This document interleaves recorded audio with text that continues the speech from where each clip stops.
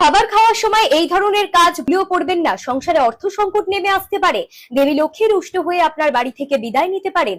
নেতিবাচক এনার্জি বাড়িতে চেপে বসার সম্ভাবনা বেড়ে যায়। তাই খাবার খাওয়ার সময় ভুলেও এই কাজগুলি করতে যাবেন না। খেতে বসার সময় সবসময় উত্তর বা পূর্ব দিকে মুখ করে খেতে বসুন। দক্ষিণ দিকে মুখ করে না খাওয়াই ভালো। বিছানায় বসে কখনোই খাবার খেতে যাবেন না। বাস্তুশাস্ত্র অনুসারে বিছানায় বসে খাবার খেলে জীবনে অর্থ সংকট নেমে আসতে পারে। খাবার খাওয়ার পর এঁঠো বাসন ফেলে রাখবেন না। অনেকেই গামছা পরে খেতে বসেন, এটা একদমই করা উচিত নয়। এর ফলে দরিদ্র অবস্থা সংসারে নেমে আসতে পারে। এছাড়াও খাবার কখনো নষ্ট করবেন না। যেটুকু খাবেন সেটুকুই নিন। খাবারের থালায় আঁকিবুকি কাটা উচিত নয়। এটা বিশেষত শিশুরা করে থাকেন, তবে এটি না করাই ভালো। এছাড়াও খেতে বসে পা দোলানোর অভ্যাস অত্যন্ত খারাপ। এতে মা লক্ষ্মী খুবই অসন্তুষ্ট হন। বাস্তুশাস্ত্রবিদরা বলেছেন এই কয়েকটি কাজ ভাত পাতে একেবারেই করা উচিত নয়। এতে অন্নপূর্ণা রুষ্ট হবেন, আপনার ঘরে শান্তি বিঘ্নিত হবে।